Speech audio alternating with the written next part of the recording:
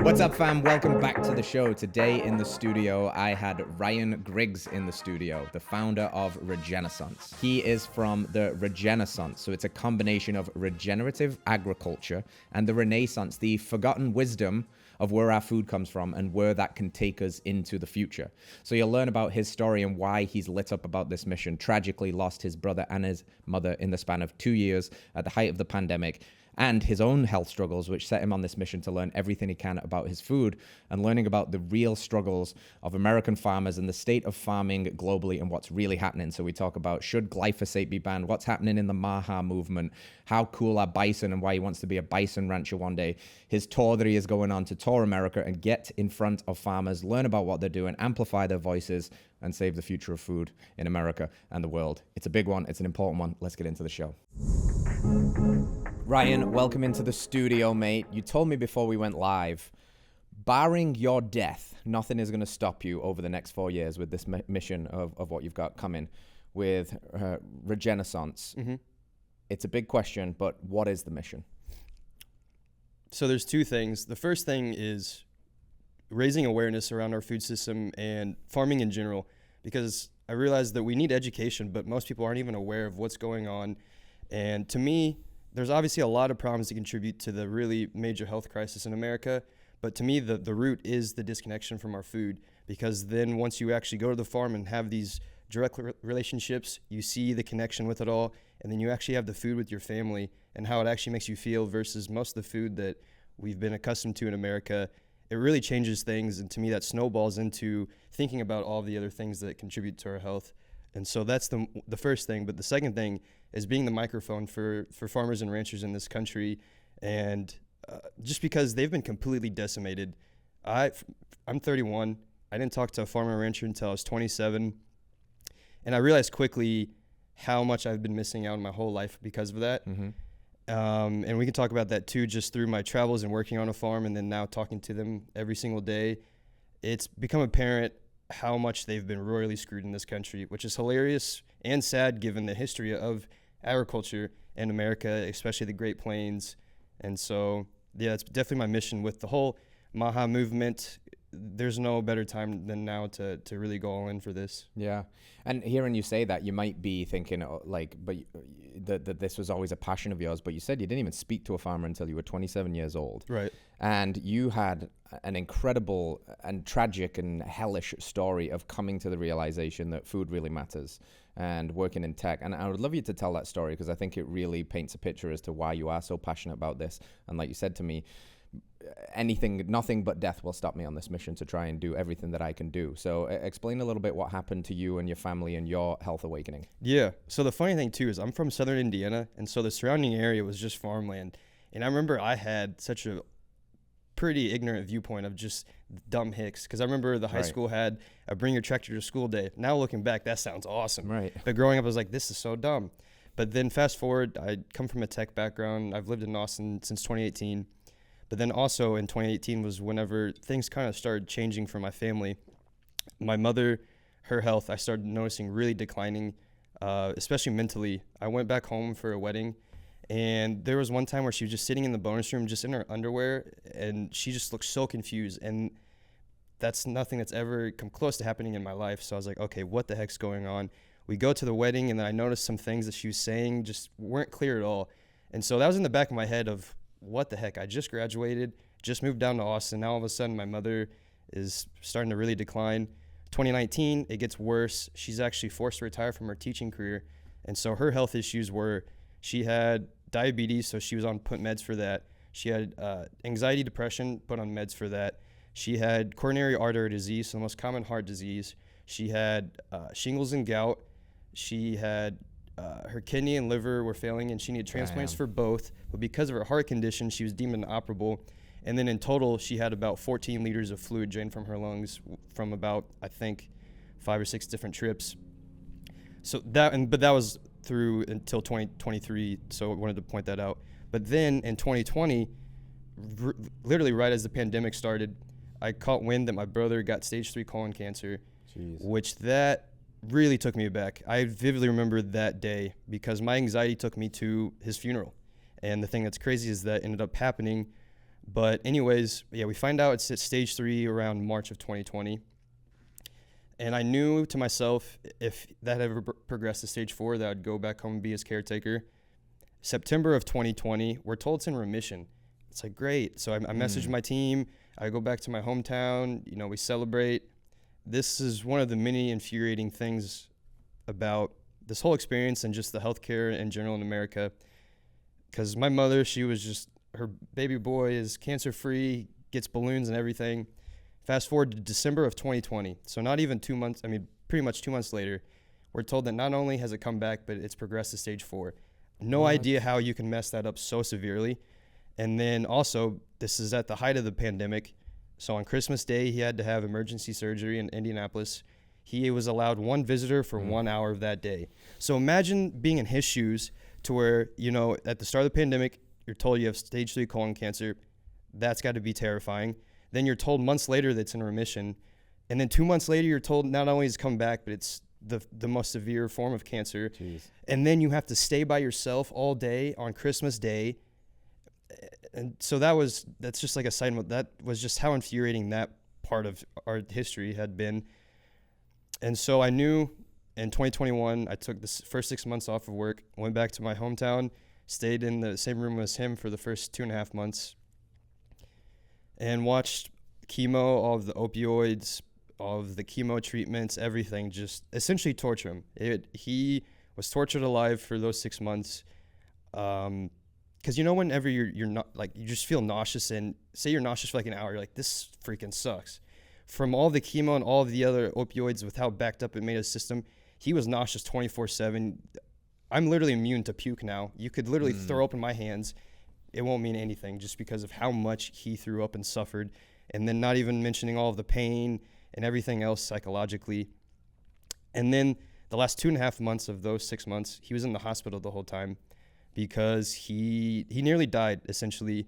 There was one time he was given 2 weeks to live because nothing was working. None of the treatments were working. He was continuing to lose weight, and he literally was just skin and bones at this point. I could literally see his whole spine. We were just sitting one morning, and then he just all of a sudden felt like he was getting stabbed, and just over and over again. And so I called the oncologist, and I still don't know to this day why she told me not to call 911. Because as soon as she said that, I hung up, went back to my brother's room, and I called 911, and then had to get an ambulance, take him to the hospital. He has to have emergency surgery that night, and the surgeon came out and said had he not had surgery that night, he would have died. Jeez. Looking back, I wish that would have happened, so he wouldn't have had suffered so much in the hospital. But essentially, he had a perforated bowel because of all of the opioids that backed him up so badly. Part of his intestine literally just blew a hole open. And so the surgeon took parts of his other organ and just tied it up. And then I saw the hospital experience essentially for 2.5 months. The first 2 weeks, he was in ICU. It was actually a really nice facility, and got to really see that whole world and how awful it is for everybody. Not just the patients, not the patients' families, but literally everybody. It's horrific. You're under blue lights all day. These nurses are worked around like crazy. They don't have enough help. Not only that, you're doing graveyard shifts. Because I remember the scariest experience I've ever had was from midnight to 8 a.m. when my brother was losing his mind. He was getting delirious, and I had no idea what that was. I've never seen anything like that. But he was thinking like people were coming out to get him. He was having these crazy panic attacks and had to constantly get the nurse. And she was incredible. And so I think about that a lot too, because she was failed a lot through her schooling and whatnot. And that's, I know, a completely different conversation. But through all of these experiences, it was hell on earth. I eventually watched him pass away 3 days before his 33rd birthday, June 11th of 2022. And I just remember through all of that experience and seeing him and what is it whenever I'm blanking so hard now, whenever you finally accept your fate and you go into hospice. So he spent his last 2.5 days in hospice, and I just remember talking with my mother and sitting right next to her as he was dying. But then things kept getting worse after he passed away, because then my mother, her health was already horrific, as I stated. After my brother passed away, had such bad PTSD that looking back, like I turned into a hypochondriac to where the littlest things, I would drive to the Austin emergency room because there's a bunch of those just around Austin. And I remember one time, because for some reason I thought it was pancreatic cancer. Like I thought I had all these cancers just because of everything I saw in person. Right. I had massive gut issues from all the stress and everything. And they were like, "Why are you here? Like there's nothing wrong." Even just talking to them, looking back on that too, is kind of challenging because they didn't even really care to hear me out too. And that's another thing about the healthcare system. You have no idea the experience you're going to walk into. It could be absolutely horrific like that to where they don't even care to hear what you have to say. Or there's a couple nurses and doctors that will actually hear you out. But that seems to be few and far in between now. Yeah. So I quit my job from IBM. I knew I was never going back to that. I withdrew my 401k and told myself that I was just going to bet on myself, figure it out, because I knew deep down I was destined for something more. And I don't even know if I've really said this, on my brother's deathbed, the last words I told him that I was going to make a name for myself, for us. That was point blank, literally verbatim what I said, because I did not just want to let everything that we had just gone through. It's not like he hated his life either. He had such a zest for life. I would just be pissing on his grave if I didn't do anything with myself. And also just deep down psychologically, I knew that would just be the coward's way out. I loved life too. There's so much to enjoy about this, and it truly is a gift to be alive despite everything that can happen and does happen. And so this is kind of where Twitter came into play and saved my life, because I started learning an insane amount, but also unlearning a lot. Because I was vegan whenever I was taking care of my brother, actually. Oh, wow. So I was vegan for 2.5 years, started really unlearning a lot of that, and realizing the importance of meat, animal protein, and how that's the center of our diet, always has been, always will. And so I switched back to eating meat. And then I'm just trying to learn a lot through all of that. Essentially, those final 6 months of 2022, I tell people I went to Twitter University because I just found these awesome niche communities of business, Twitter, finance, health, holistic health. So this is where I found Van Man, for example, in 2019, and started taking, tooth powder, but then also that went down the rabbit holes of all these other holistic products and sunlight, grounding, and all of these things that are now much more talked about. And so I was learning a lot through all of that. And then fast forward to February of the following year, I heard regenerative agriculture. I don't know where on Twitter, but found that in the homesteading community. And that was my light bulb moment of, holy shit, I've been so disconnected from my food my whole life. I've never talked to a farmer or rancher, never shaken their hand. Don't think I've been on a farm outside of a pumpkin patch growing up. And so I got to figure out what to do about that. And so this was, 2022, and it was called Rizoma Field School, a little cool online community to where they did this online course of just homesteaders and other ranchers that would be able to teach us normal folks who have no idea what we're doing, but we're interested. And so that really got the ball rolling. And in 2022, I had this huge road trip planned out, driving around America. Initially, it was to just travel around the country, but then it quickly turned to visiting farms and ranches. And I remember I visited this ranch in Colorado, and I got to go on processing day. And so it was just incredible being out on pasture in Colorado with the beautiful mountains and seeing the farm owner. He had this interesting ceremony to give thanks to these chickens, and also just seeing it in person. Literally, like I said, a year before that, I was vegan, completely against all of this. And so being on that final day added so much connection to my food that I can't really describe. Even though I was on the final day, I didn't help raise these chickens. I wasn't there from the beginning to end. But being on the final day and seeing that, and then actually going home, and I grilled out one of the chickens with a couple of friends, and hearing them rave about this, and then also trying it and realizing this is nothing I've had in a grocery store. And so these small little experiences just kept compiling up to where I'm realizing that, okay, this should be the norm, essentially. So at the end of this road trip in September of 2022, I had my plan mapped out to where I was going to wolf. Are you familiar with that? Is that the dog walking thing? So it's an acronym, WWOOF, and it stands for Worldwide Opportunities on Organic Farms. Okay. And essentially, it's a global organization. It's volunteer, essentially. But you get housing and food in exchange for your labor. And again, you go onto the site, and the profiles are kind of like an Airbnb layout to where it shows what it's like, the type of animals and produce they have, what your expectations are like.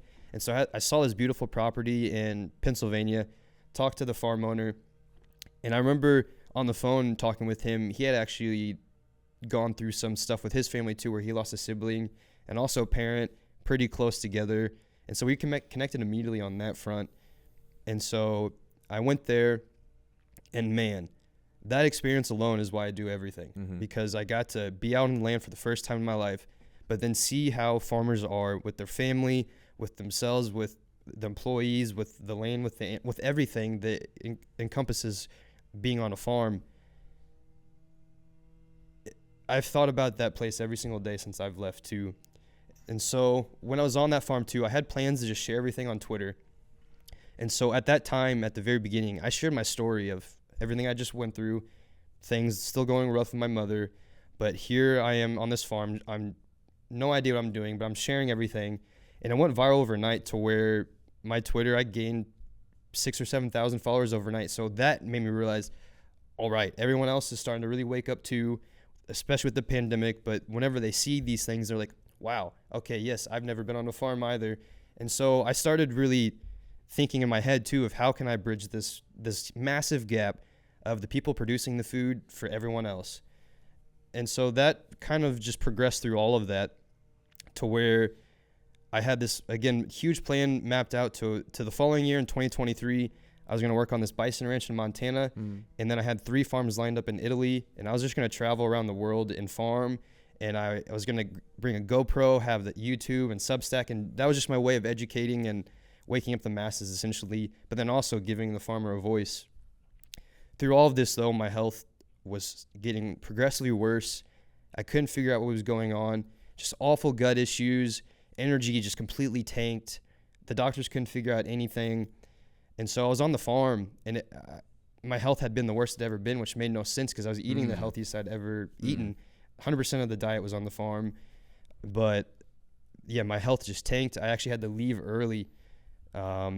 This was just around Thanksgiving. And so I had about a 2-month period in between that and then starting to this bison ranch in February of the following year. This is where Twitter also came into play. I hired this 18-year-old kid from Mexico to be my health coach, essentially, because I've been following him. He went through his own health journey in Mexico. Their doctors failed him, and he figured out on his own. So I was like, what the hell? Everything else isn't working, so let's try this. He had me take a vitamin and mineral blood panel as well as a thyroid panel. 2 things not a single doctor recommended me. Yep. That answered everything. And so I learned I had Hashimoto's, so a severe form of hypothyroidism, which explained everything from why every time I woke up, it felt as if I had no energy. My energy just tanked, my thyroid problems, gut, everything was just so connected. And then I also had a lot of deficiencies in vitamins and minerals, which explains a lot. Whenever you're in high-stress environments, it depletes everything. I didn't think about any of that. One of the supplements or vitamins I was severely deficient in was B1. So I started taking a supplement for that. And so fast forward to 1 week before I'm starting on this bison ranch in Montana, slowly progressing. But then I started taking, again, this B1 supplement, and things just started going haywire. I was in Boise, Idaho. Over the course of 5 days, I had the worst abdominal gastro pains in my life.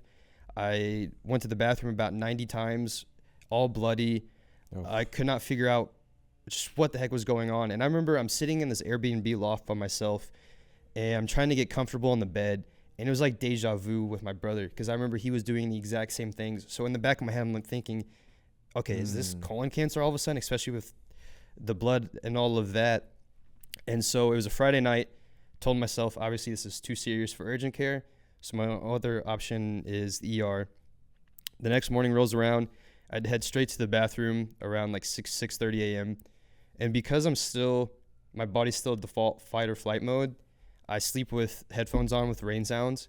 And I'm sitting on the bathroom, started profusely sweating, kind of getting nauseous, thinking I'm throwing up. But then hearing started closing in, and then my eyes were closing in. I'm realizing I'm passing out here.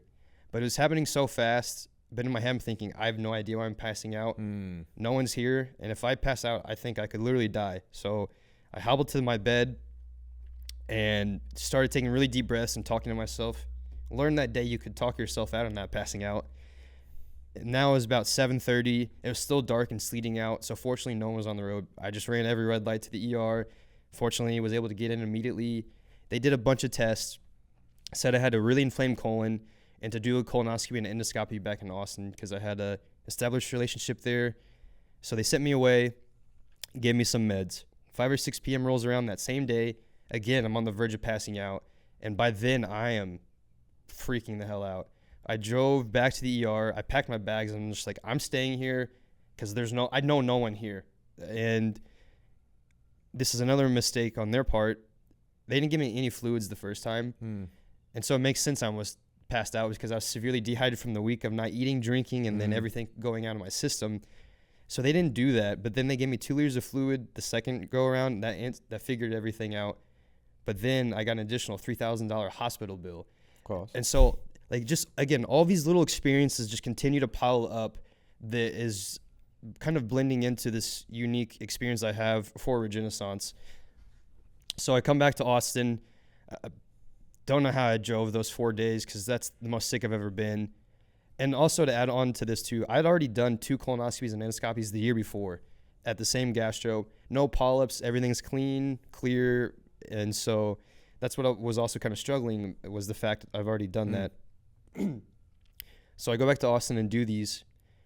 Fortunately, again, no polyps, no cancer. And the guy, he said it might be ulcerative colitis. He still didn't even give me an official diagnosis. And so I was like, all right, I'm just going to recover in Austin for a couple of months and then go out to this Bison ranch in Montana. And like, I just essentially pushed everything back a couple months and still had the same game plan. But then I was up at Walnut Creek Park, North Austin, and this idea for Regenaissance just came to my head of an apparel brand, all for agriculture, for farmers, because I remember thinking there's no cool looking apparel at all related to agriculture. Yeah. We're so tribal by nature. So I figured, I didn't even realize I was building a grassroots movement at the time, but that was my thinking, was I could just build a grassroots movement of awareness, because essentially the medium is apparel, but the whole message is education and awareness around it. Because if you were to go to my social media, you would not think it's a typical apparel brand, because I'm just right. I'm just talking about agriculture and our food system. And so through all of that, I realized, okay, I need to stay in Austin. I messaged all the farmers I'm not coming, because I also realized I can't have 1 foot in the door and 1 foot out. I got to go all in for something. And so I did that. I actually talked to Van Man again for his guidance, because I didn't know what the heck I was doing. I had the ideas for Raw's Law and Regenaissance, because also I started learning about raw milk, started learning about the lies we were sold on all of that. And so I realized, if I didn't come up with the Raw's Law tagline, a friend did, but I thought if I can make something cool out of that too, that makes a good talking point, and to really open up discussions around raw milk and agriculture as a whole. I had a launch date for May 23rd, so Memorial Day weekend of May 2023. And through all of this, my mother's health was still getting worse and worse, because I know I kind of glossed over that too. And I realized that 2023 would be her last year on Earth. The worst thing about all of that, and then I remember with my brother, was you don't know when that's going to happen. And so you're just in this limbo feeling of, you want to spend time together and, grateful for the time, but at the same time, there's not much left. And so through all of that, I remember Mother's Day of 2023. That was essentially my grieving the death of my mom, not her funeral. It was that day. I remember I had just gotten into Whole Foods parking lot at the Domain, and because I was trying to overcome and I guess go through everything with my brother, I had shoved everything down with my mother. And so as soon as I parked, it was just like a wave hit of just memories. It was just like a picture book of everything going on with my mom, and realizing that this is about to end.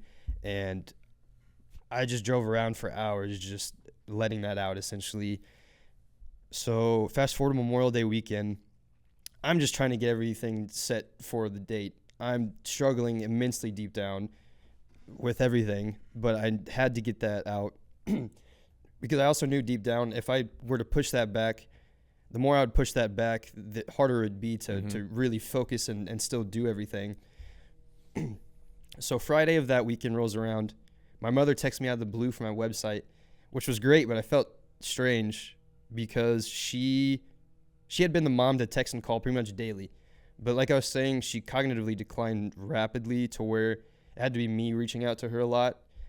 And so that was the first time she'd done that in forever. And it was awesome. And now I realized why, because fast forward to Sunday, I launched at noon Central. Amazing pre-launch, amazing launch, just way more support than I had ever thought from anybody. I'm about to turn on to Mopac, the highway in Austin, to go to a grill out at 4 p.m. And literally right as it was about to turn on, I see my phone ringing. It's my aunt calling. We talk, but I can't remember last time either of us have called each other. So I knew right away what that meant. So I answered. Sure enough, my mom had passed away. Jeez. And so she passed away, literally 4 hours after I launched. And instead of messaging everybody that your orders are going to be sent out shortly, it's your orders are going to be delayed because now I have to go home to my mother's funeral. And so I remember going back home and seeing all of that, but then that made me realize that this is exactly where I need to be at the right point. I was not religious at the time, but I realized that this whole thing was essentially God and ways to tell me that I need to stay put and do all of this. And so, so this was, again, 2023, then started just doing everything I possibly could for education online. Shortly after that, I started a podcast in September to where I'm talking to farmers and ranchers to hear their stories and to really, again, bridge this gap of I'm this normie dude. I have a tiny little experience working on a farm. I only worked for a couple months, but even in that, I learned a lot. Mm-hmm. And I'm able to relate with them way more than most people, but then I'm also able to relate to the normie side of things too. Yeah. And so I'm trying to really bring both sides together through all of that. And so I realized the podcast and the education is where I really need to focus. And so the apparel is kind of difficult, not kind of, very difficult for a lot of reasons. But then I'm trying to get my bearings straight. Fast forward to 2024, the reception on Instagram particularly has been incredible. The people I'm talking with, UFC fighters, athletes, other folks, is making me realize that people are really, really waking up quick to the disconnection, to the realization of the disconnection. That's like the biggest realization that people need to have is we've been eating our whole lives, but it's been through a grocery store or something else, not from the people that actually are growing all the food. And so I've just been trying to lean into all of that as much as possible. And now a couple months ago, because I know I was supposed to do this podcast, I felt bad when I had to reschedule, but this year I'd just been haywire with my sponsorship. And then I flipped to just being a full-on media company, because now I know, we talked about this before the podcast, come July, I'm going to be on the road for 6 months, visiting farms and ranches. I plan to do a second 6 months next year and just really go all in on everything possible for media to, again, raise awareness around our food system, raising awareness what's happened to our farmers and ranchers, giving them the voice back that they absolutely need and deserve, sharing stories, education, so we could not only bring people together, but the biggest challenge that I'm seeing long term is finding new farmers and ranchers to help take over what's happening, because it's already very centralized. It's getting more and more centralized. If we want, as consumers, good quality food, we've got to help make it decentralized in some ways. And so I'll leave it at that, because I know that was a very long story-winded answer for that, but I wanted to add all that context. I appreciate it, man, because it is a hell of a story, and it does paint the picture as to why you are a man on a mission. Like, there is something that I think happened in the collective around 2020 and the pandemic, or plandemic, as you see that playing out, and you had kind of the tragic additions of that, of losing family members through all of it and getting a really nefarious inside look at some of the chicanery that was going on. And like I said, just my heart breaks for you, man, to know that your brother was suffering in that way and they were doing the whole only one visitor for only a certain amount of time. Like, that still angers me, and it's somewhat a part of the reason why I'm doing what I'm doing in my own way, you know. So I appreciate you sharing that, because it really, it has to be like a mission-driven thing if you're going to go up against the centralized food system, which is, like I said before we went live, it's like a three-headed hydra, right? If you cut one head off, it just grows back even bigger. So this thing is a grassroots movement. It's a movement of collaboration. It's a movement of education. It's a movement, hopefully, of getting out these stories, because you mentioned that the average farmer now is kind of aging out. We're in, like, the average age is somewhere around 60 years old. There is not that many people coming into farming because of, they're going into tech, or they're going to do cool stuff in cities. And a 60-year-old farmer probably isn't going viral on Instagram and talking about these things. So podcasts and independent media and people that are now going to take to the road and visit these and share the stories is crucial, because farming is our future. Mm-hmm. Food is our future. And that gets kind of scary when you think about the other players in like the Bill Gateses of the world, and kind of the monocrops as far as the eye can see, and you'll all eat, slot burgers sprayed with God knows how many hundreds of tons of glyphosate that we spray on our soils every year. And if we do it that way, how much soil do we even have left? How many future generations can we continue to feed in that way? So I think, and I know we share a mental model on this, that the way forward actually is looking back to what we've forgotten, regenerative agriculture. And that is so important. So with that on the table, like, what are you actually learning about the importance of, you mentioned like a centralized food system versus a decentralized one.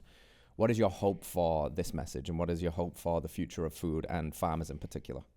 So the consumers have to understand that the best way to change the system is putting your money where your mouth is, essentially, because it's so heavily centralized. There's so many problems with bottleneck of processing. There's not enough processing facilities, and they essentially work and partner in conjunction with big agriculture and the bigger companies. So they have way more leverage and power to be able to actually fulfill the processing. Because actually, speaking of Nourish Cooperative, they made a post today talking about how small butcheries are trying to get a USDA inspection approved, because that's how you have to legally be able to do that stuff. And they did that in 2023. They just got a rejection notice, no reason why. And so that's one of the many problems on that. And so this is, again, why collaboration has to be so crucial moving forward, is how can we find ways to help these folks do things like that. A second thing, if you buy everything from a grocery store, you have no idea where that meat's coming from. Some of it might be supporting local, but at the same time, a lot of that most likely will not be. And so if you have the ability to find a local farmer or rancher, or even one that ships nationwide online, would highly recommend that, because that is one of the best ways to help the actual true American farmers and ranchers right now moving forward. Because again, let's talk about, because I'm sure it's talked about on Heart and Soil a lot too, was with like the big meat packers with beef. There's only 4 that are pretty much taking up all of that, and that's happening for each industry. When you talk about the largest pork producer in America is Chinese owned. These are like names like Tyson, Cargill. So there's Tyson, Cargill, but with the pork one, it's Smithfield Foods. Smithfield's, yeah. And that's crazy, because again, the HQ of that is in Virginia, but it's Chinese owned. And then I've shared about it online. They have these massive, it looks like just massive apartments in China, but they're 26 stories of indoor pig facilities. No way. It's disgusting. Ugh, that's so gross, dude. And who knows what they're feeding them there. And a lot of that, and so there's a lot of that connection too, because now in China in particular, they're decimating the oceans near South America, and all of that fish is being fed for the pigs in these facilities too. And so there's just so many things going on too, because I have this paper. It's clear that our food is being attacked, not just in America, but in Canada and so many European countries, and all of it is about control. When you mentioned Bill Gates, he's one of the biggest shareholders for John Deere. I can play a clip. He was on Jimmy Fallon recently, and he was jokingly talking about what AI will replace and make better. He mentioned farming and making it, essentially his goal is to own all the land, producing all the food using AI robots, so there's no farmers taking them all out.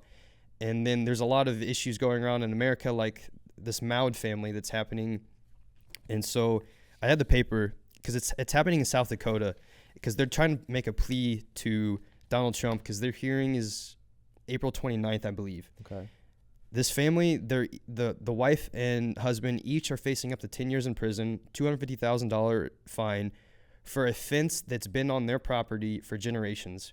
They've never had a single issue with the National Forest Service. But then all of a sudden they got this complaint from an anonymous hunter that their fence line is on the property of the actual National Forest Service. And so now they're using that. And so it goes by, what's her name?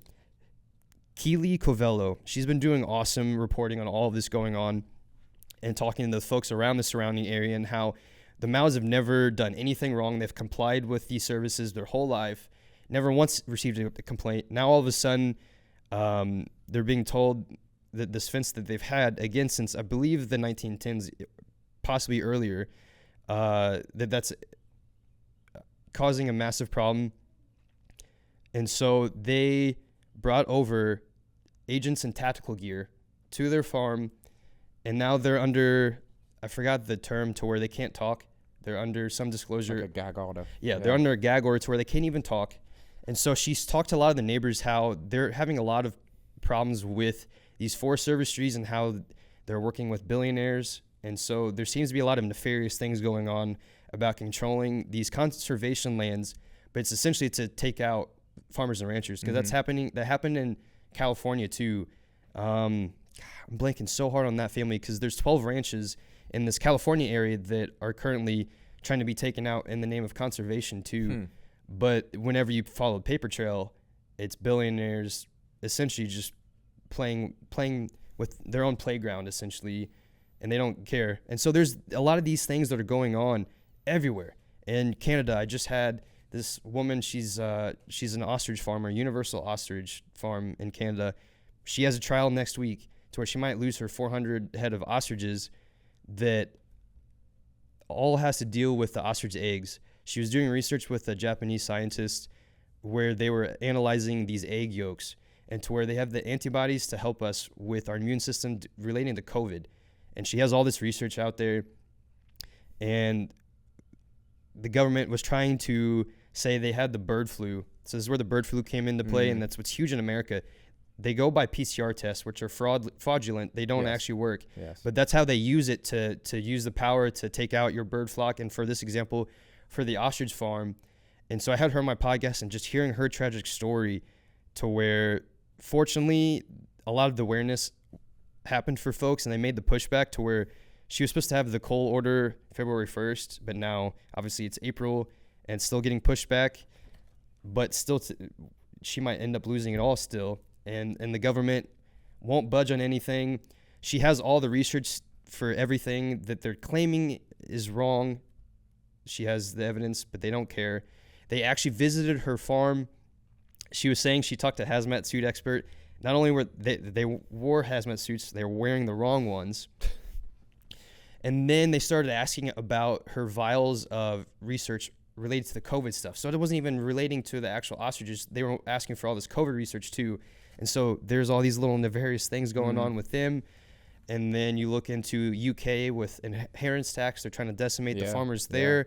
And then you look in Hungary, how they're trying to destroy the cattle industry with mouth and foot disease. All of these things sound scary on paper for the average consumer, but then this is where I'm trying to go for the awareness sake of pushing back to all of those lies. They're able to get away with all that because none of us understand it all. Right. And they're very aware of that too. That's kind of why I'm going about it from my perspective too, with my unique experiences, is I can easily tell when they're bullshitting us. And I can also tell whenever people are talking for the ranchers, I can tell when they're bullshitting too, and the fact that they've never talked to the actual ranchers, because I'm doing that every single day. And what they're telling me is vastly different from what these people or what the media is saying. And that's kind of why I'm going about it through all of that is, okay, the media is telling us X, Y, Z, the FDA, USDA, or what have you. Go out to a farm or ranch. Go out to a raw dairy farm. See for yourself. Ask questions with the farmer. Educate yourself. Try the milk. How does it make you feel? And then you can compare the two and realize you're being lied to and you're being played. And so that's why, above all else, I will always preach, shake your rancher's hand. Yeah. Or as my friend H.A. Richards says, shake the hands that feeds you, because once you see the whole system at play, what you've been missing your whole life, actually talking to a farmer or rancher, and it actually humanizes this whole thing. And then you actually try the food and realize, wow, okay, most grocery stores don't have this. Mm-hmm. Slowly that is happening, but no, Sprouts, but the typical Walmart does not have what a lot of farm fresh produce and meats can offer. And yeah, so I'll leave it at that. Mm-hmm.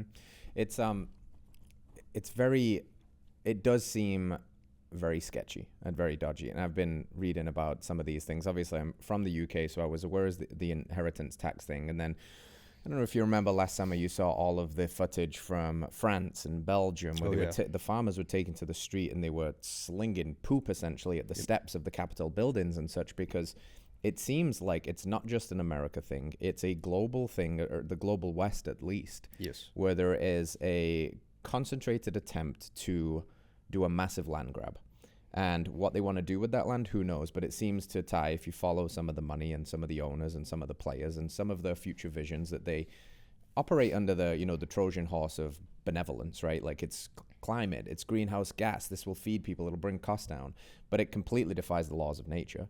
It completely is not regenerative agriculture. Bill Gates is not buying all of that stuff to do like regeneratively raised cows. He's trying to essentially psyop us into believing that cow farts are destroying the planet. He's already got that medicine that they can feed them that stops them burping and farting, and that just, you follow that to its logical conclusion, and it's a future without beef. It's the and it's then another rabbit hole there is what that does to the future of our health. And are we going to go lab grown, and what's the inputs that feed that? It's all a big mess, and it does seem very, very sketchy. And it seems that there's the perverse incentives to, well, maybe with the ostrich egg thing, and potentially, research that shows that this food could be medicine. Crazy idea that, the whole pandemic doesn't have a leg to stand on with the medicines that we were told that we had to take in order to exist in culture. And if there is a natural alternative that can be a cure or can help this, because that's what they needed to usher in the emergency use authorization for the COVID vaccine. And that's why it came to market so quickly. So it's very hard to know exactly what's going on. But if you zoom out far enough and you just look at the players in, and if they've acted in ways in the past that engender trust, which I don't believe that they have, and you have to ask, do you think that they care about our health? And I would have to say that I don't think they do. No. And then do they really care about conservation, or do they care about riding under the guise of conservation to do a massive land grab so that they can now have billions more hectares of land so that they can create these massive monocrop, basically these conglomerate food supply chain that control? Because if you control the narrative and you control the food, you control the people. So from that sense, it's bloody genius what they're doing, and it feels a bit evil, and I don't like it. Yeah, no, they really control the narrative, because the last point I wanted to make too, they have become they're such good salesmen. They're putting the blame all on farmers and ranchers. So now a lot of people believe that these farmers and ranchers are in it for the money. They're destroying the land. They're abusing the animals. And then another thing, like going back to the inheritance tax, I would read a lot online. There are so many people that are so mad that the farmers are trying to avoid this inheritance tax. And I'm just like, you really are. The government is so good to where they have people speaking up for them for an inheritance tax. Rather than these people are mad that they have to pay an inheritance tax, they are mad at farmers that would get absolutely decimated by this tax. And that's just that's why I tell people to go actually visit the farms and ranches and realize that we're being played so hard, and the government's well aware of all of that. Yeah. Well, I mean, like you've met these people. I've met these people. I am a very small version of these people doing the homesteading version, but I live around these people. These just, talk about salt of the earth people. There are farmers, like these old heads that are out there still doing it. My neighbor across the street is like 80 something years old. He's still out there doing it because he has no other choice. And he realizes if he stops, there's nobody there waiting to take over. They're some of the most honest, impressive people I've ever had the privilege of being around. Way smarter than the PhD, scientists, and they can, talk about all of these chemical pathways. And that's cool too. It's impressive. But if I want the future in the hands of someone, it's the hands of someone that's got the hands in the dirt. It's the farmers, because again, no food is a big problem. And I think that's kind of where we're heading with the state of our topsoils and just the the inputs that's required to create the synthetic future of food, like where it's all just, more corn, more soy, more Beyond Burgers, more Roundup ready crops, more glyphosate. And I know that's the buzzword at the minute. From your experience with these farmers and from thinking about what's happening with MAHA and things like that, do you think there's a case to be made? It's the topic du jour. Like, should glyphosate be banned? Is that even possible? That's such a it's one of the biggest questions I have. And that's why, because I actually tweeted a couple of days ago, I'm surprised there's never been a debate between a major advocate for glyphosate. It doesn't even have to be like someone related to Monsanto, Bayer, or any of that. It could just be someone that has been using it and they actually have tried to understand all the science behind it all versus someone that is vehemently opposed. I'm surprised we haven't done that yet. Well, I don't know. I'm sorry to interrupt you here, but I don't know whether you're aware. You've probably seen them.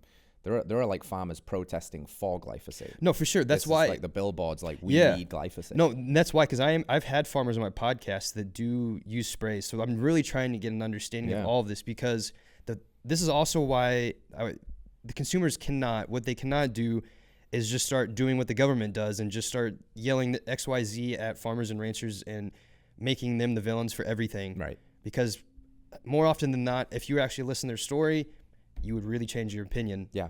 Because farming is a hell of a job or a career or lifestyle, whatever you would call it. And they're not getting rich, man. They're not in it to get rich. They're like just working their bones to the ground. I mean, a lot of times they're using the glyphosate because they're managing so many acres. They don't have the manpower at all, and it definitely cuts down labor. Mm-hmm. I'm not trying to say that it's okay, but that's just the reality of the nature. Is there's trade-offs with everything in life. There's going to be trade-offs with agriculture, especially with how the system is right now. So I'm still against that as a whole, but moving forward, if we want conventional farmers to stop, it has to be a major collaborative effort. Yes. There needs to be open ears and patience, because glyphosate also is in soil for years and years and years post. That's why some organic farms, they are organic, but they still test for sprays in their soil. But that's not because they're actually using it. And even just that example, most consumers won't understand at all. And so, like, it's great people are becoming aware, but they really need to sit down and educate, because that's the problem that I do notice more and more, and why I'm actively trying to go on more podcasts. Is it's so incredible people are waking up to our food system, but still they learn this little bit and then they start talking as if they know everything, and yet they still probably have never even gone to a farm. That's right. Yeah.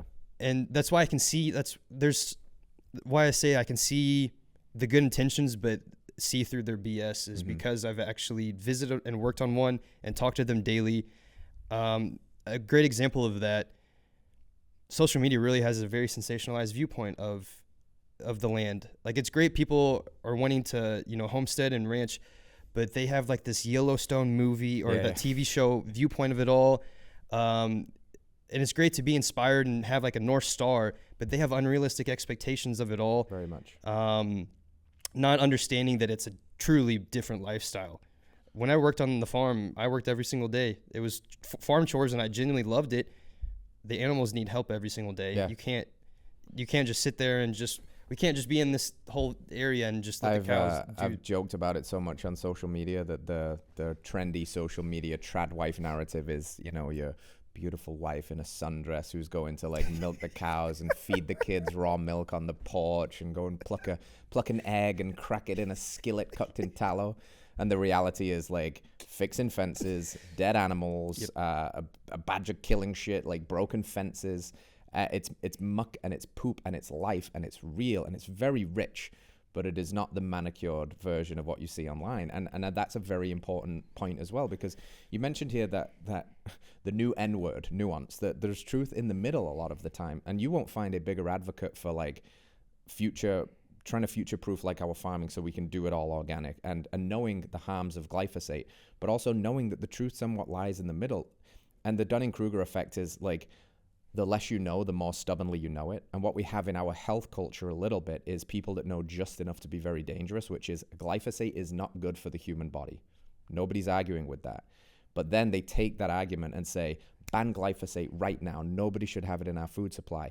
And whilst I agree with the overarching message of that, it's very, very complex. I don't know whether you know about the experiment in Sri Lanka in 2021. No. So government mandated a completely organic farming infrastructure, and they banned the use of herbicides and pesticides.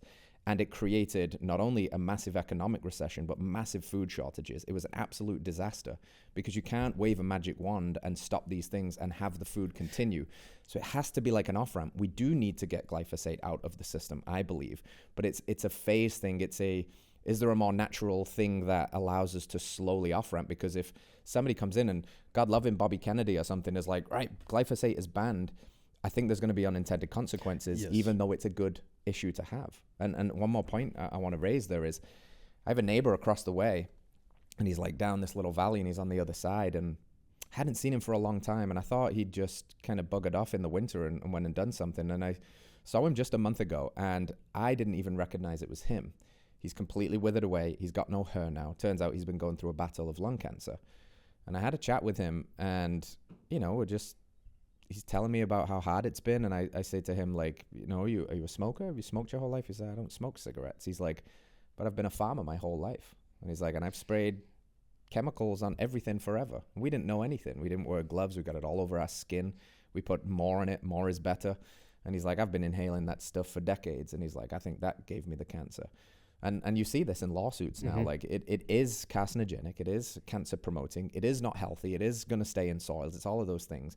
And in complex systems, there are trade-offs. And if you go in and just like remove it, there's the trade-off might be that these massive farms that are producing food now reduce the food percentage by 50%, and then costs go up and food available. So like, it's just so hard. And that's why you've got to go out and talk to these people. And very well-intentioned, hard-working people are using this because they realize that they can't do it another way right now unless they have aid and support. And it doesn't seem like the incentives are set up to help them do that.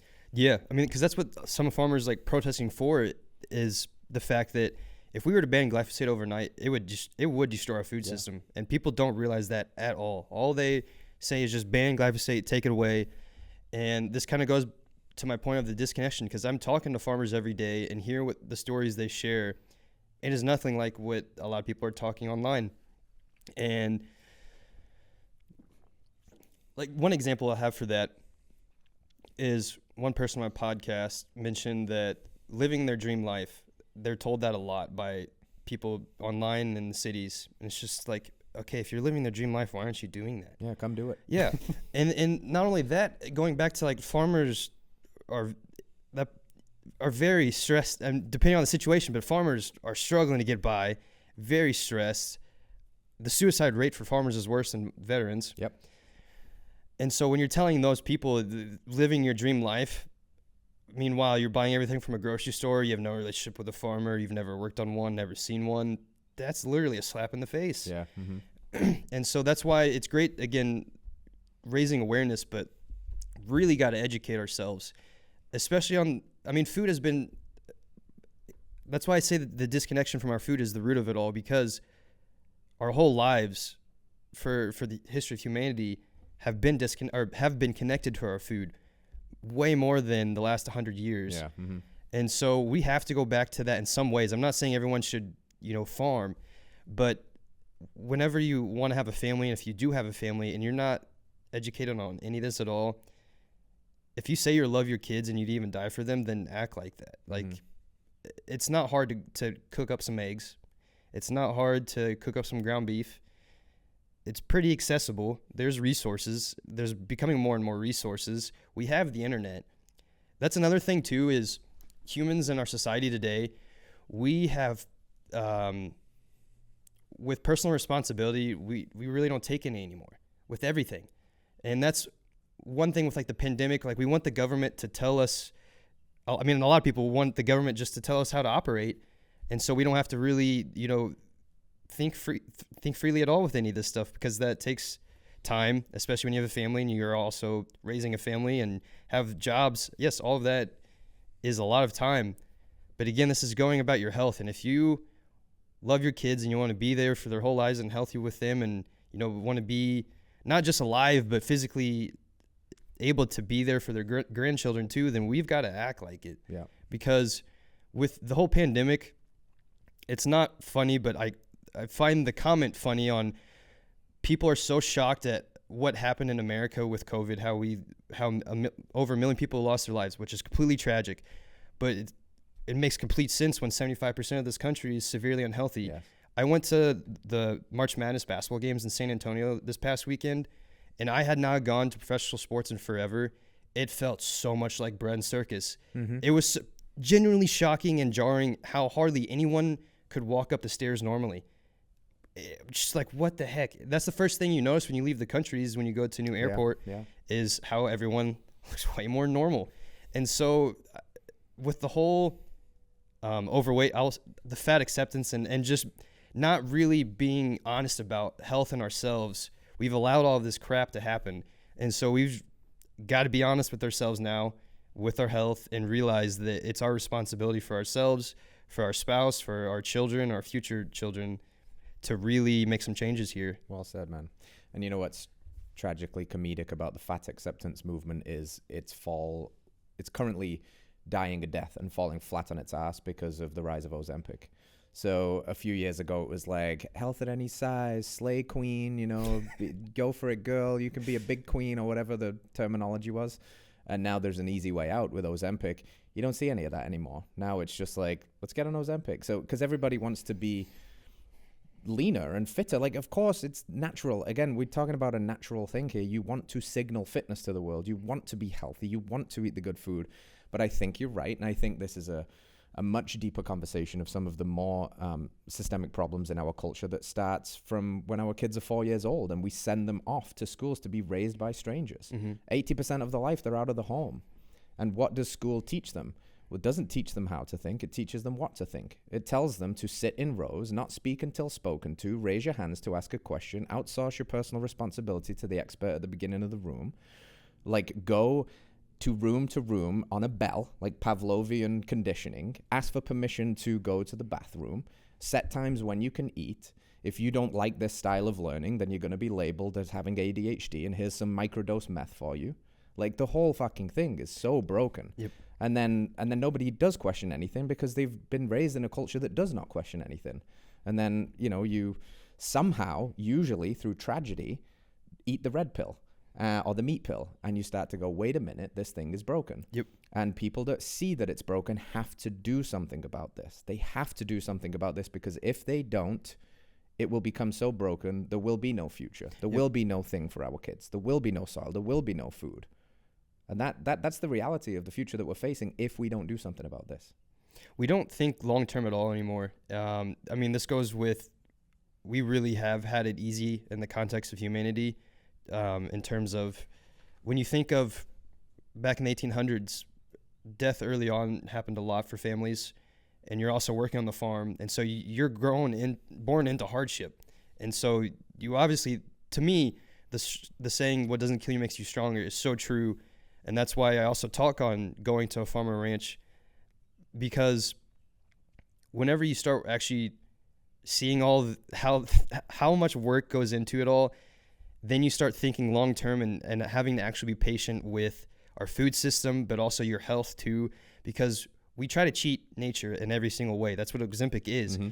That's what we've done with agriculture, of trying to maximize everything while cheating the system and how actual nature operates. It responds back. And so there's all kinds of reports with Ozempic of massive health issues. And then also like the Ozempic face, people look horrific with it. I mean, it's happened in Hollywood. They show so many before and after pictures and they look terrible. I've listened to a lot of people share their experiences and just awful gut issues, the worst smelling breath ever, like just really nasty things. And so humans have to understand it's a massive paradigm shift that nothing good comes easy. No. And that's by design. Absolutely. There's no biological free lunches. And the more we seek, there's this kind of like, I guess what it is an oxymoron of sorts, like easy choices, hard life, hard choices, easy life. And I think that's what you're describing. And I think culturally we're making easy choices and it's creating hard lives. Oh, I'm very overweight. Let me take Ozempic.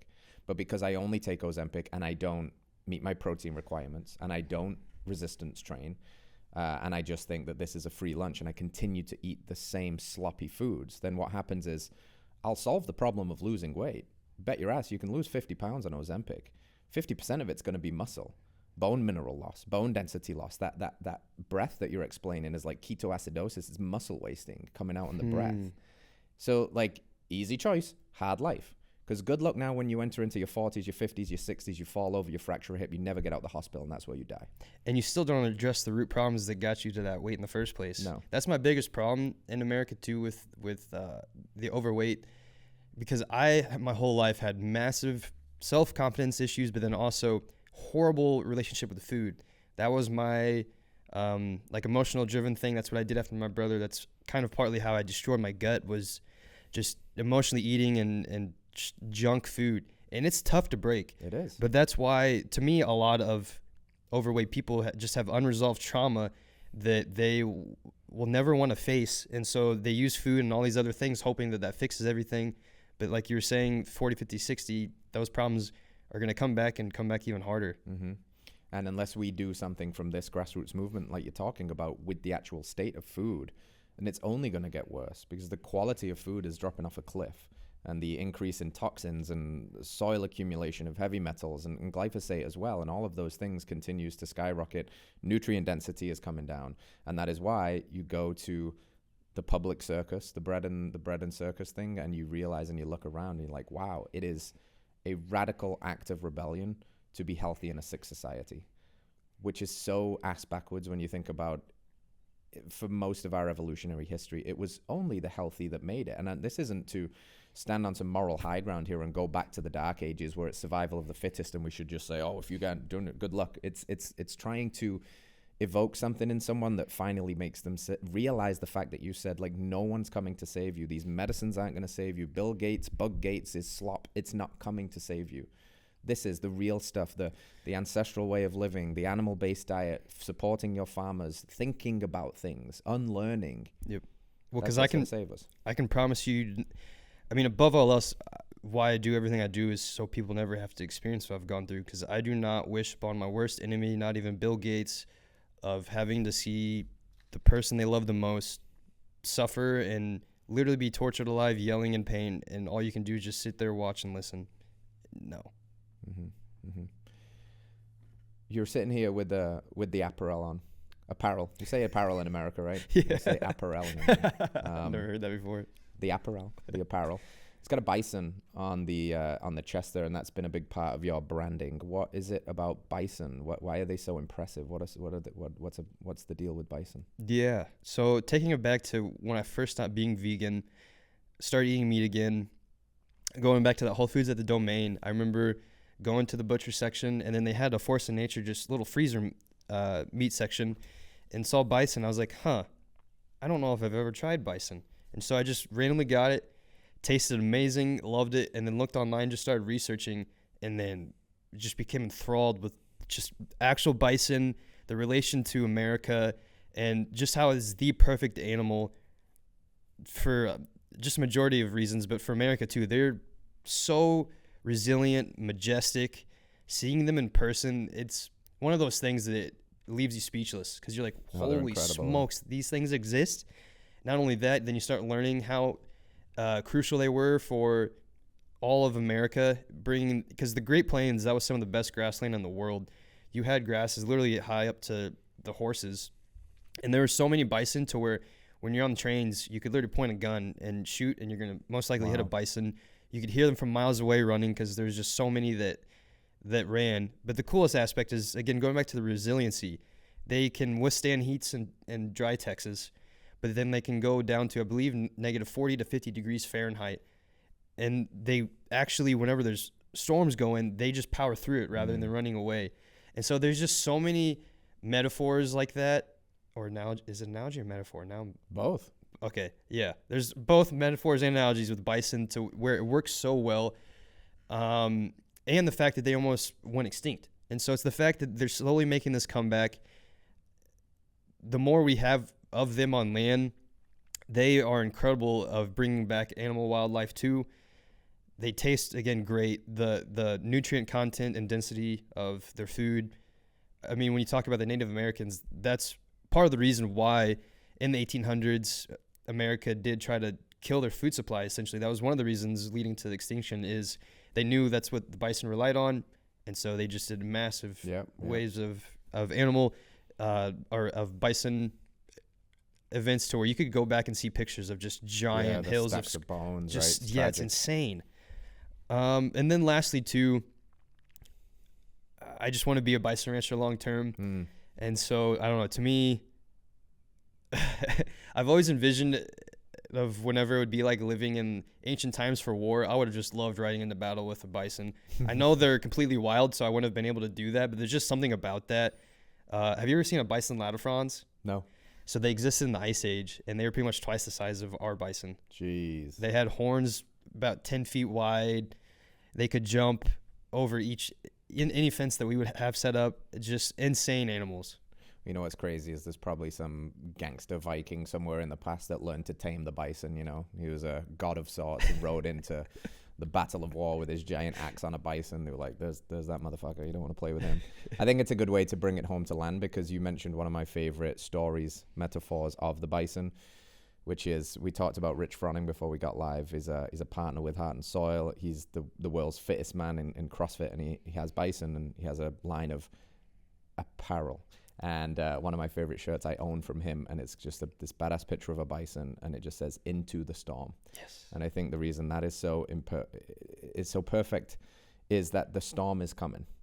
And in life, if you run away from the storm, you are just prolonging the suffering. You're prolonging the anxiety. You're not going to get away from the storm that is approaching. And what the bison do is they band together, they turn, and as the crow flies, they go dead at that sucker, because they realize the only way out is through. Yep. And I think as a culture, we have a storm that's looming. And I think that the only way out is through. And I think it's through messages like yours. And I think it's this podcast, and it's your travels across the country, and it's speaking to these ranchers, and it's giving them a voice, and it's starting conversations, because people see your hat and they say, wait, milk raw again? Tell me more about this. Or raw is law. What's that? Or that's a cool shirt. What is this? That's how we do it, man. Just one conversation at a time that hopefully creates a ripple effect. So channel a bit of that bison energy and go for it, man. Where can people go to keep up with everything that you are doing and you are going to continue doing? Yeah, so just the Regenaissance. I know Regenaissance, it's REGENAISSANCE. I know that could be tough to spell. But on Instagram, Twitter, I'll soon be on TikTok. And then, as mentioned, I'm going on this road trip in July. So going to be looking out for that on YouTube. There's a lot I'm going to be building on my personal site, or my actual site too, because I know there's some apparel and then some media, but there's a lot on the back end. I'm working in terms of, education content and stuff like that. And then if you ever want to reach out to me personally, I'm just Regenaissance Man on Twitter and Instagram, so feel free to DM me. I'm excited for you, man. I think this is very important. I'm going to do whatever I can to blow smoke behind it, because it's needed, dude. So keep doing what you're doing. I appreciate it. Thank you for coming out. You lot, stay radical. We'll see you next week. Peace out. All right, friends. Thanks for tuning in to another episode of Radical Health Radio. We got a fresh new podcast for you every Wednesday. If you enjoyed the show, consider liking, subscribing, reviewing, and rating us on your podcast platform. It helps to spread this message of radical health. We'll see you next week.